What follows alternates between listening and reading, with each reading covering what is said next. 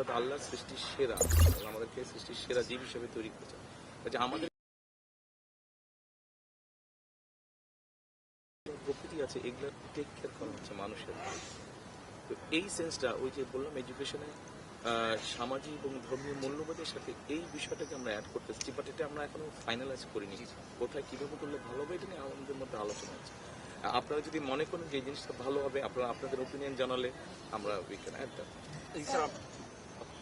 আমার মনে হয় এই পাশ থেকে বোধহয় দু একজন একটু সুযোগ দিই আমরা।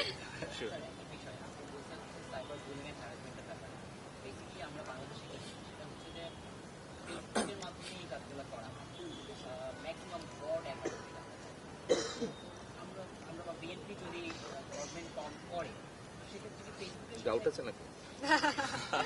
ইনশাআল্লাহ ইনশাআল্লাহ। তো আমার ডাউট স্যার, সেক্ষেত্রে ফেসবুকের সাথে কোনো কথাবার্তা বলে আমরা কি এই কাজটা করতে পারি যে হচ্ছে ভেরিফিকেশন ছাড়া কোনো ফেসবুক অ্যাকাউন্ট ক্রিয়েট করা যাবে? যদি তাই করা যায় তাহলে কি হবে? কেউ যদি সাইবার বুলিং করতেছে, হ্যারাসমেন্ট করতেছে, তাকে ধরা আমাদের জন্য ওয়ার্ক হয়ে যাবে। নিশ্চয়ই ল পারমিট করলে অবশ্যই করা যাবে, যদি আইন পারমিট করে ওদের সাথে। হ্যাঁ, ভেরি গুড পয়েন্ট। আপাতত ফেসবুক মানে অনলাইন অনেক প্ল্যাটফর্ম যে এখনো বাংলাদেশে কাজ করে বিভিন্ন কারণে, ওদেরকে আবার ফেরত আনতে হবে, ওদের সাথে কাজ করতে হবে। ফেসবুক তো এখানে অফিসিয়ালি কাজ করে না, তো কাজে ওদেরকে নিয়ে আসতে হবে। ফেসবুক অন্যান্য সোশ্যাল মেথড যারা আছে, গুগল মেথড যারা আছে, ওদেরকে যদি আমরা ওদের অরিজিনাল অফিস যদি এখানে আনতে পারি তখন এই জিনিসটা ইজি হবে। স্বল্পতার কারণে ইন্ট্রোডিউস করতে পারি। এটা হচ্ছে আমি 3টা পয়েন্ট ওখানে বলছি, আপনি তো যেটা বলছেন তার পাশাপাশি আরও 3টা কাজ অ্যাড করা যেতে পারে। একটা বলছি হচ্ছে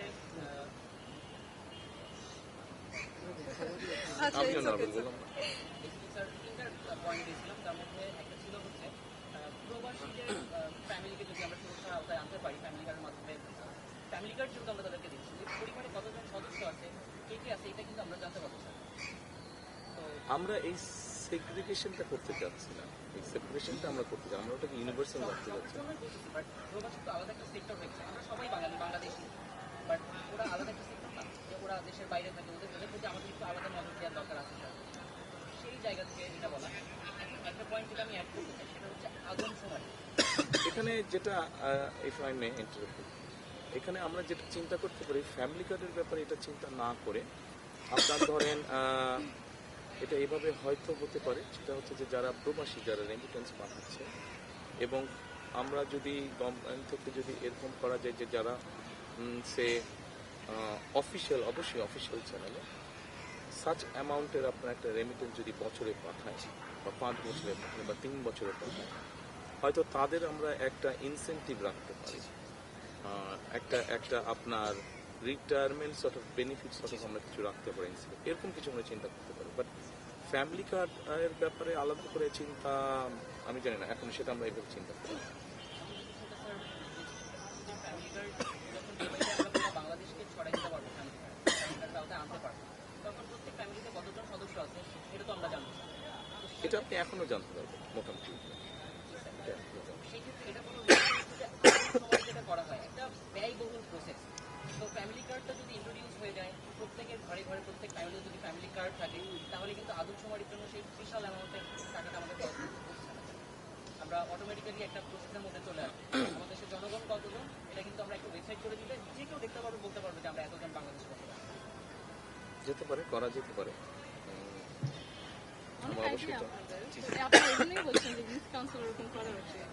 ওপেন কাউন্সিল, ওপেন এখন নতুন প্রজন্মের অনেক আইডিয়া।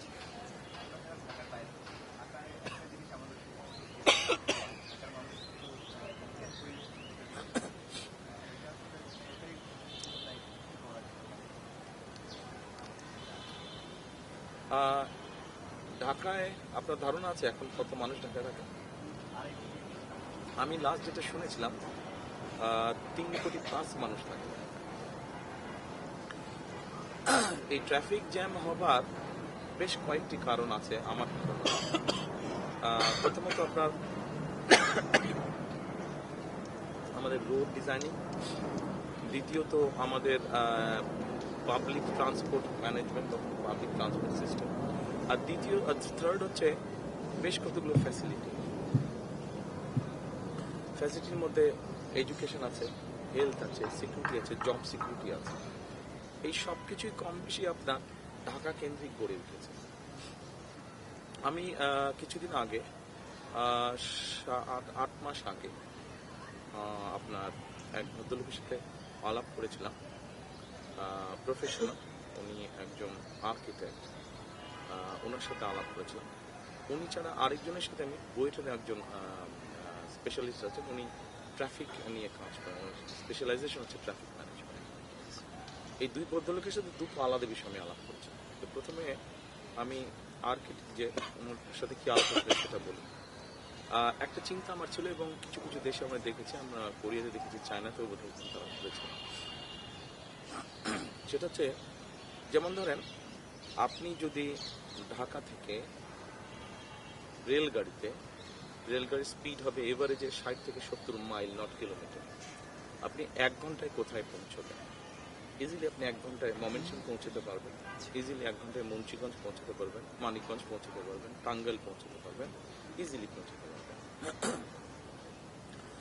এখন এই যেই কটা জেলার কথা বললাম, এই জেলাগুলোতেও ছোট ছোট শহর আছে, জেলা শহর আছে বা সদর শহর আছে।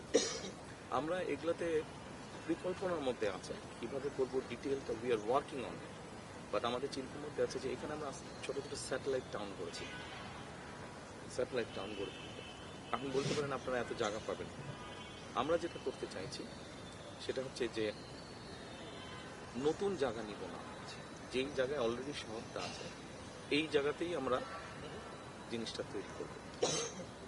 ওখানে বেসিক সাপোর্টগুলো থাকবে, বেসিক সাপোর্টের মধ্যে স্কুল থাকবে, ভালো এডুকেশন থাকবে, চিকিৎসার সুবিধা থাকবে, গ্রোসারি মার্কেট, এই সুবিধাগুলো থাকবে, সিকিউর করা হবে জায়গাগুলোতে, সিকিউরিটি এনশিওর করার চেষ্টা করা হবে। তখন যেটা হবার পসিবিলিটি আছে যে এখন ধরেন একজন মানুষ ঢাকা শহরে একটা চাকরি, একটা জব নিয়ে আছে, তার ফ্যামিলিতে ধরেন 4 জন মানুষ আছে, সে সহ 5 জন। যে জব করছে সে তো সকালে অফিসে যাচ্ছে, কাজেই সে কমিউট করছে, আইদার তার নিজের পার্সোনাল ভেহিকেল থাকলে সেটাতে কমিউট করছে, অথবা পাবলিক ট্রান্সপোর্ট কমিউট করছে। তার বাচ্চারা স্কুলে যাচ্ছে আসে, তাহলে বাচ্চা যদি 2টো থাকে তাহলে 3 জন কমিউট করছে। বাচ্চাকে আইদার সে নিয়ে যাচ্ছে, যদি নিয়ে যায় 3 জন কমিউট করছে, যদি তার ওয়াইফ বা তার বাবা বা মা বা ভাই নিয়ে যায় তাহলে 4 জন কমিউট করছে। সো আপনার যে কনজেশনটা, ট্রাফিক কনজেশনটা তখন হচ্ছে। আমরা যদি এই সিটিগুলোকে ঘিরে স্যাটেলাইট টাউন বানাতে পারি তাহলে হবে কি, ওখানে খরচ যেহেতু কম হবে, ওখানে যেহেতু স্কুল ফ্যাসিলিটি, চিকিৎসা, হেলথ ফ্যাসিলিটি, এগুলোও বিল্ড আপ করবো আমরা, সিকিউর থাকবে যাওয়াগুলো, খরচ কম হলে তখন আমরা ধরে নিতে পারি, যেটা আমরা দেখেছি অন্য অন্য দেশে যারা এরকম করেছে, তারা ওই জায়গায় চলে যায়, ওখানে তারা থাকে, যেহেতু ওখানে তারা দেখেন সেভ মানি, ওখানে তাহলে খরচ কম হচ্ছে। এবং ওই ভদ্রলোক প্রতিদিন আপনি ঢাকার যে কোনো জায়গায় যান না কেন 1 ঘন্টা মিনিমাম লাগবে, কিন্তু তখন টাঙ্গাইল থেকে 1 ঘন্টায় ঢাকায় চলে আসছে, এসে সে তার অফিসে চলে গেছে, হয়তো 15-20 মিনিট আর বেশি লাগছে। তখন আপনি একটা বড় অংশকে আপনি এইভাবে বাইরে নিয়ে গেলেন, তখন ঢাকার সমস্যাটা, ট্রাফিক জ্যাম, এটা কমে আসার পসিবিলিটি আছে, এটা একটা। দ্বিতীয়ত, আমি এমনি তো পত্রপত্রিকা, টিভিতে গত 17 বছরে দেখছি অনেক ফ্লাইওভার হয়েছে। এবার আসছে যেই ভদ্রলোক বয়েছে ওনার সাথে যে ট্রাফিক যার স্পেশালাইজেশন, ওনার সাথে যে বিষয়টা আলাপ করছিলাম সেটা হচ্ছে যে আমরা কিভাবে এই ট্রাফিক কনজেশনটাকে কমাতে পারি। ওনাদের যেটা বক্তব্য, এখন তো ফ্লাইওভার দেখছি বা মেট্রো রেল দেখছি, তো মেট্রো রেলটা তুলনামূলক কস্টলি, আর জায়গাও বেশি নেই, মেইনটেন্স খরচ বেশি, সব কিছু, একজন প্যাসেঞ্জারের খরচও বেশি হচ্ছে, জিনিস তৈরি করতে খরচ বেশি হলে প্যাসেঞ্জার করতে বেশি দিতে হচ্ছে। ওনাদের বক্তব্য হচ্ছে, এবং অনেক জায়গায় আছে, মালয়েশিয়াতে আছে, চায়নাতে আছে, জাপানে আছে, বিভিন্ন, জাপান তো হিউজ, চায়নাতেও হিউজ ওরা করেছে, সেটা হচ্ছে মনোরেল। মনোরেলটার যেটা সুবিধা, ওনারা আমাকে যেটা বলেছেন, মনোরেলটার যেটা সুবিধা, মনোরেলটাকে যে কোনো সময় আপনি ডিসমাউন্ট করতে পারবেন, যে কোনো জায়গায় বসিয়ে দিতে পারবেন, বিমের মতন ভাবে বসিয়ে দিতে পারবেন, আবার উঠিয়ে নিতে পারবেন। মনোরেলটার সুবিধা, মনোরেলটার ছোট ছোট বগি, 2-3টা বগি, আপনি মোহাম্মদপুরের ভিতর থেকে ঘুরিয়ে ঘুরিয়ে নিয়ে এসে হয়তো আপনি মূল একটা, যেখানে এসে মোহাম্মদপুর থেকে যারা এসে মেট্রোতে উঠে তারা সেখানে কানেক্ট করতে পারে, ওইভাবে যদি কানেক্ট করে, এইভাবে যদি আমরা ঢাকার সবগুলো এরিয়াকে কানেক্ট করতে পারি মনোরেল দিয়ে, যদি সেটার খরচ কম হয়, খরচ কম হলে ন্যাচারালি ওগুলোতে যারা ট্রাভেল করবেন তাদের খরচও কমে যাবে। তো এভাবে করে আমরা কনজেশনটাকে দূর করতে পারি। যত সহজে বললাম ব্যাপারটা অত সহজ না, সময় লাগবে, কঠিন কাজটা, বাট নট ইম্পসিবল। আমরা চেষ্টা করলে অবশ্যই হবে। স্যার আমি স্যার কারিগরি সেক্টরে বেগম খালেদা জিয়ার অবদান অনেক ছিল, হ্যাঁ, কিন্তু এখন সেটা অবহেলিত। এই বিষয়ে আপনি কি করতে চান? এ বিষয়ে আমি না, আমরা কি করতে চাই, হ্যাঁ, আমি আমরা একটা কি পারবো না, করতে আপনাদের চাই? সবাইকে লাগবে জি। প্রয়োজন ঠিক করতে হবে জিনিস। দেখুন এই মুহূর্তে যতটুকু আমার ধারণা আছে, বাংলাদেশ থেকে প্রতি বছর কত মিলিয়ন পিপল, মানে 10 লাখের মতন মানুষ দেশের বাইরে বিভিন্ন কাজ নিয়ে আছে।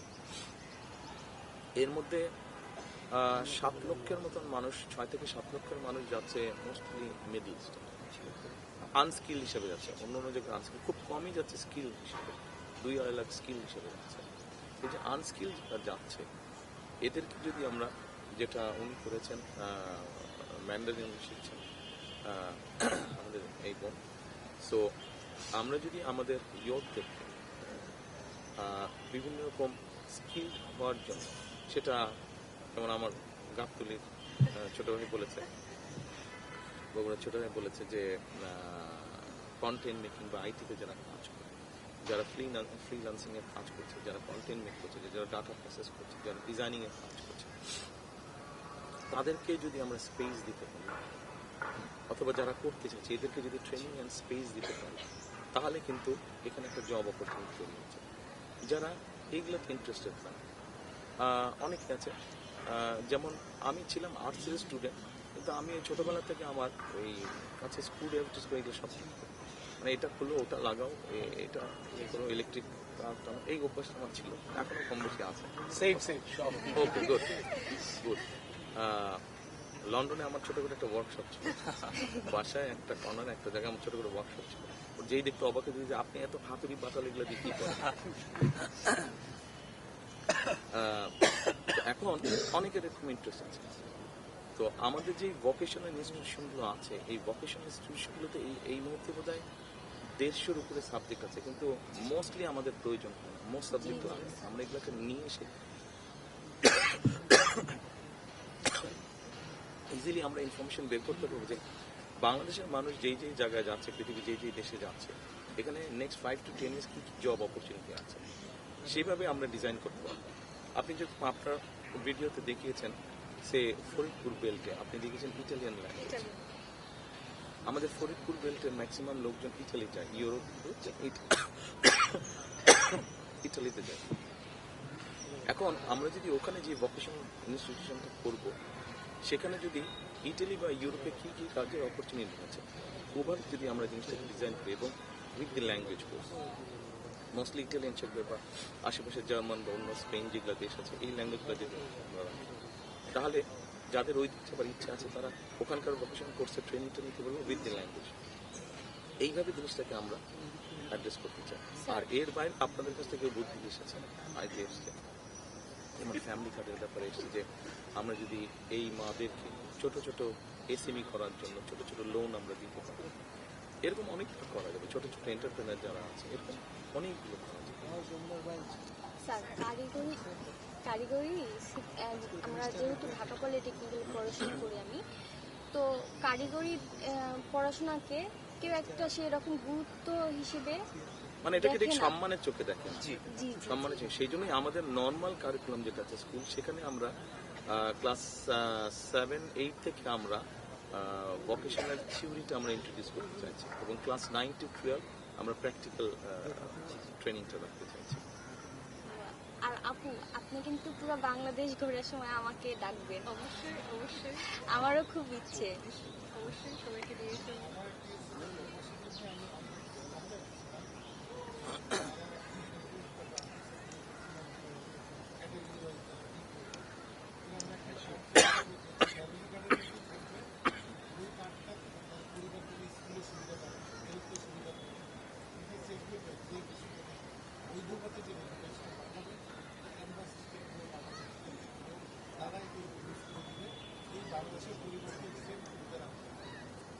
আপনি একবার যখন জিনিসটাকে পুরো একটা ইনফরমেশন বক্সের মধ্যে, একটা ডাটার মধ্যে তৈরি করে ফেলতে পারবেন, তখন আপনি ওটাকে অনেক কিছু করতে পারবেন, যেটা অলরেডি আমরা শুনলাম। একবার পুরো ডাটাটা তৈরি হয়ে গেলে, ইনফরমেশনটা পুরো আপনার কাছে চলে আসলে আপনি তখন ইনফরমেশনকে বিভিন্নভাবে ইউজ করতে পারেন।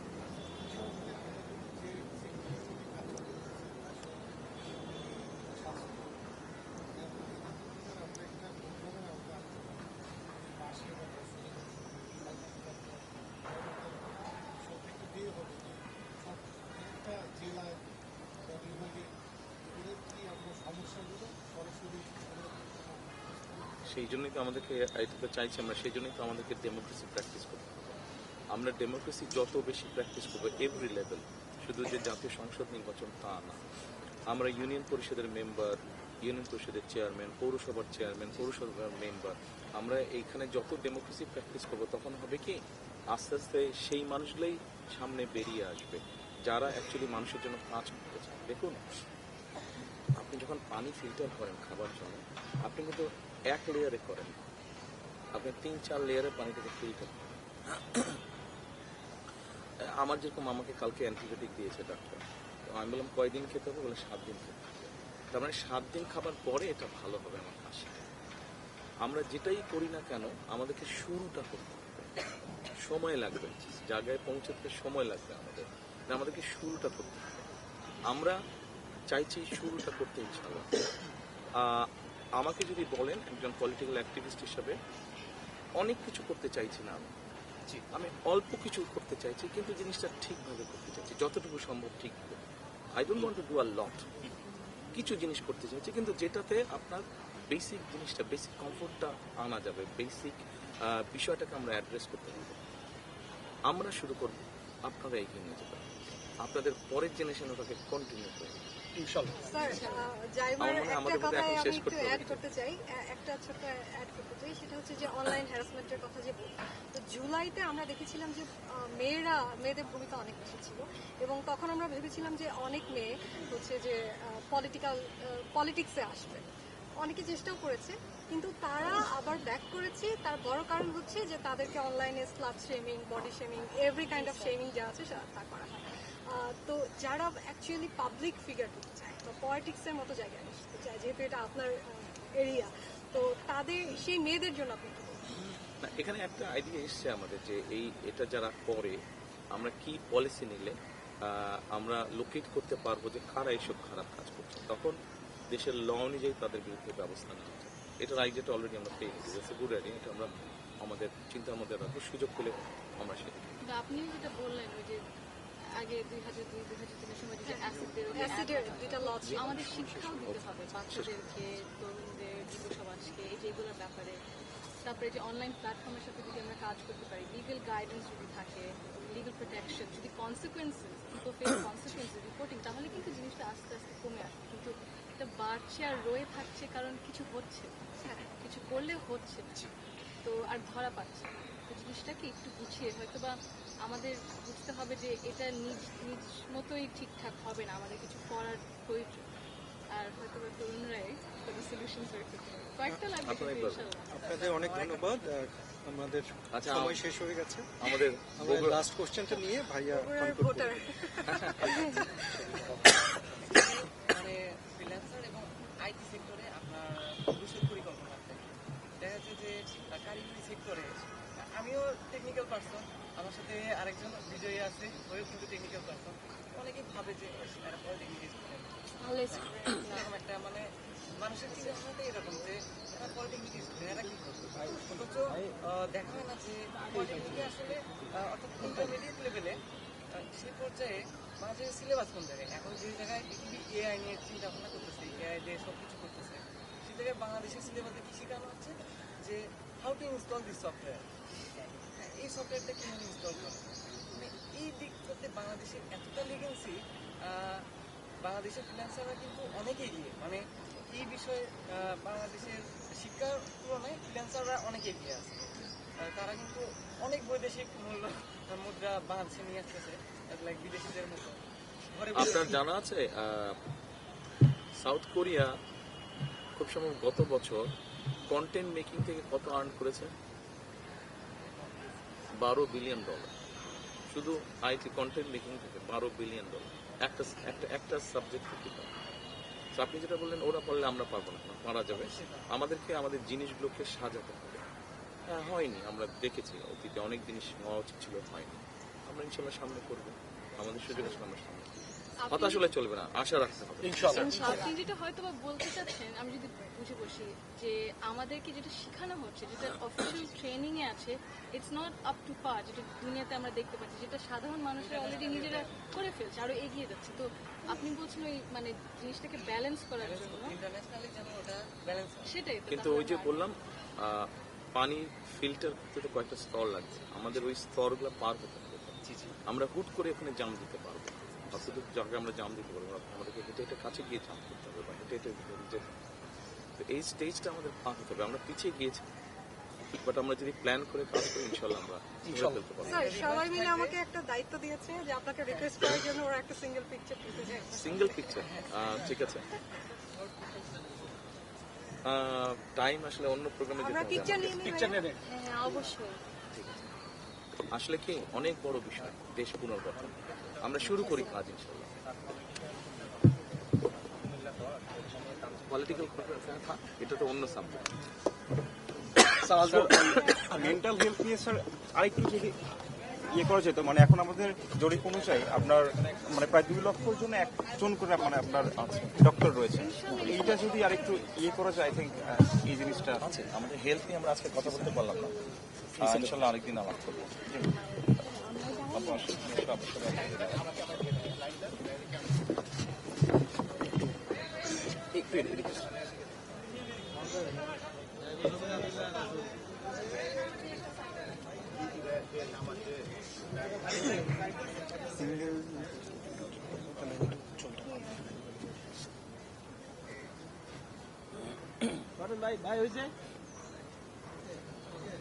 থ্যাংক ইউ, আমার মনে হয় হয়ে গেছে।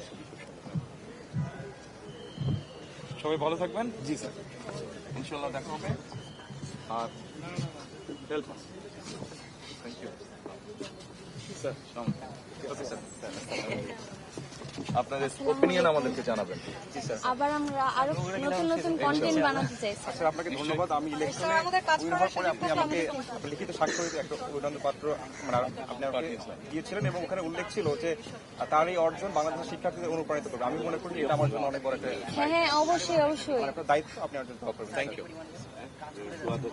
হ্যাঁ হ্যাঁ হ্যাঁ, জনগণ অনেক অপেক্ষা করে। আমরা আগে তাহলে আমার আবার প্লেন ধরতে হবে। ওকে, ভালো থাকুন সবাই। থ্যাংক ইউ, আসসালামু আলাইকুম। ওকে, নেক্সট টাইম যে বুকে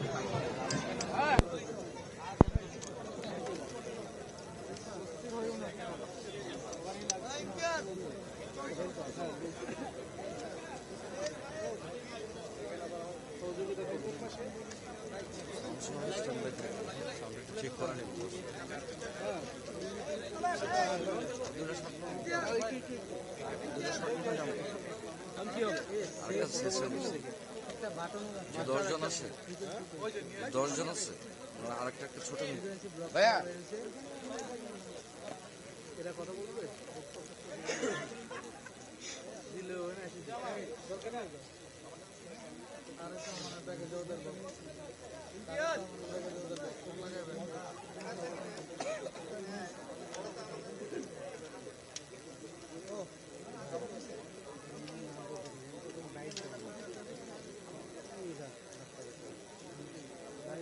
বন্ধ হয়ে গেছে, এটা আবার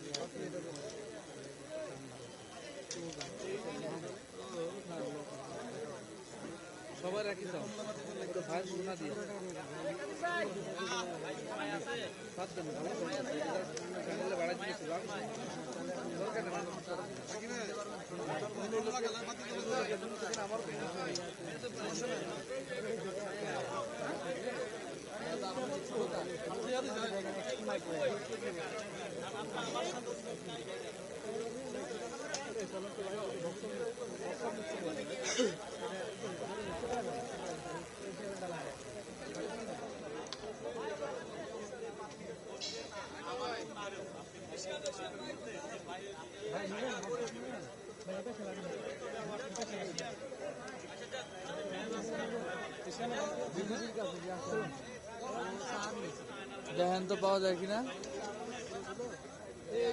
এশিয়ানের কে ভাই?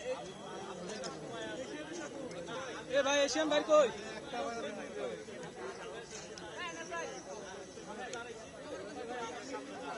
এই বাসার ভাই।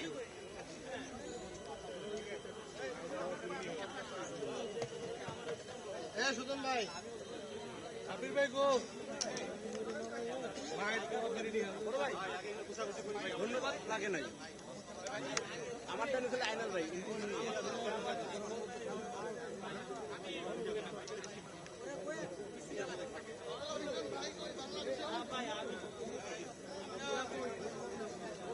আইনাল ভাই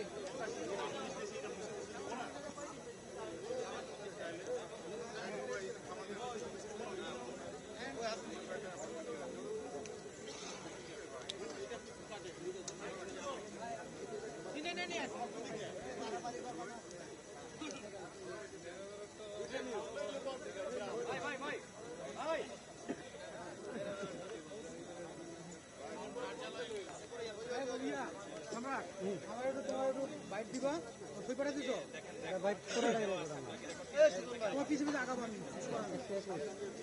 পিছনে আগাবো বাইক বলতে ভাই আমাদের কোনো সাউন্ড ভালো করে বাইক থেকে বের হয়ে তাদের আর ইয়ার লাগে ভালো বন্ধ করে আমি দেখি যদি না পাই তোমার কাছে নিতে কিন্তু পিছনে যাবো